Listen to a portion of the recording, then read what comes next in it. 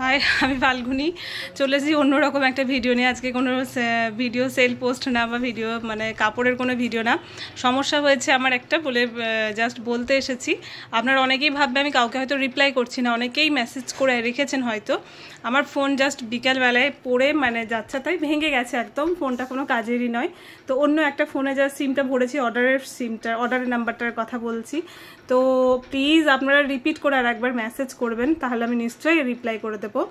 আর একটা কথা, যাদের অর্ডার ছিল, পেমেন্ট করা ছিল, প্লিজ যে কনভারসেশনগুলো হয়েছিল একটু স্ক্রিনশট সমেত মানে কি জিনিস অর্ডার ছিল আমাকে দেবেন। অবশ্যই জিনিসগুলো আমার সরানো আছে, লাস্টের 4 ডিজিট আমার লেখা আছে, কিন্তু সম্পূর্ণ নাম্বারটা তো লেখা নেই, আমি বুঝতে পারবো না। তো আমাকে প্লিজ আর একবার করে রিপিট মেসেজ করুন। আর দুটো কথা হচ্ছে যে, এক দিদি ভাই শাড়ি, কালকে কাঁথাপ্রাস শাড়ির অর্ডার করেছিলেন, কাল কুরিয়ার করার কথা ছিল, করতে পারিনি, ডিফেক্ট বেরিয়েছিল বলে। তো আপনি শাড়িটা এক্সচেঞ্জ করতে বলেছিলাম, করে দিয়েছিলেন, কিন্তু আজকে কুরিয়ার করতে যাওয়ার আগেই আমার ফোনটা এরকম হয়ে গেছে। তো আমার কাছে তো আর অ্যাড্রেস ফ্যাড্রেস কিছু নেই। প্লিজ আপনি যদি ভিডিওটা দেখছেন আর একবার মেসেজ করবেন।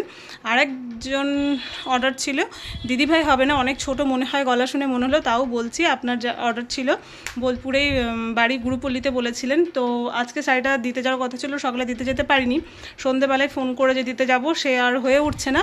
আপনি প্লিজ আরেকবার রিপিট করে মেসেজ করুন। তো এরকম একটা প্রবলেম ঘটে গেছে, এটা আমার হাতেও ছিল না, তো আপনারা প্লিজ একটু মেসেজ করে নিন।